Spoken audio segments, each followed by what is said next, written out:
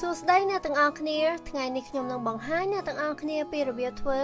ឆាគ្រុំទឹកអំពិលទុំគ្រឿងផ្សំមានដូចជាទឹកត្រីកន្លះស្លាបព្រាកាហ្វេខ្ទឹម1ស្លាបព្រាកាហ្វេម្សៅស៊ុប1ស្លាបព្រាកាហ្វេស្ករ2ស្លាបព្រាបាយទឹកអំពិលទុំ2ស្លាបព្រាបាយម្ទេសយើងដាក់ក៏បានអត់ដាក់ក៏បានហើយគ្រុំចំនួន1គីឡូកន្លះហើយនេះជីវ៉ាន់ស៊ុយសម្រាប់រោយពីលើ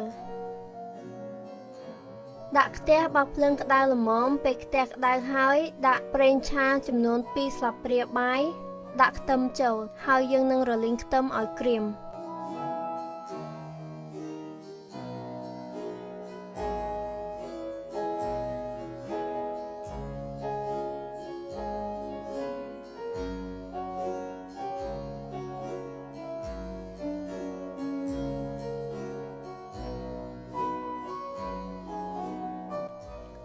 ឥឡូវយើងរលីងខ្ទឹមក្រៀមហើយយើងនឹងដាក់គ្រុំចូល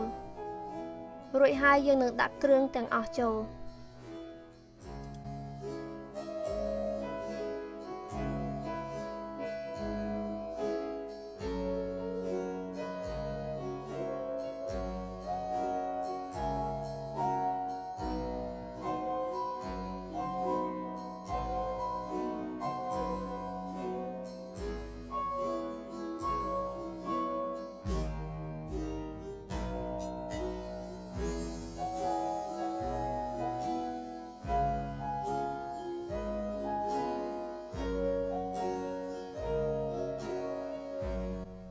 រួចហើយយើងនឹងឆាគ្រុំនិងគ្រឿងទាំងអស់ចូលគ្នាឲ្យសព្វ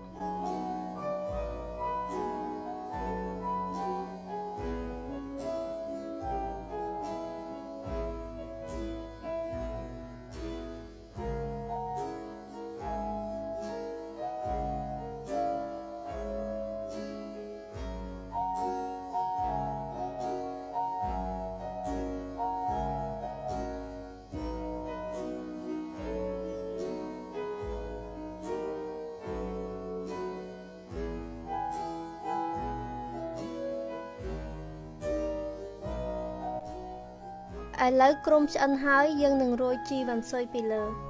ហើយច្របល់ឲ្យសព្វ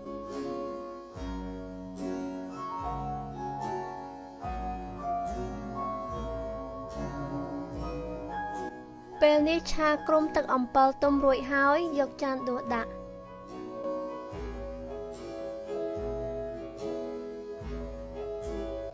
កុំភ្លេចសាកធ្វើញ៉ាំណាអរគុណសម្រាប់ការមើលសូមចុចអក្សរ like និង subscribe ដើម្បីមើលវីដេអូផ្សេងៗទៀត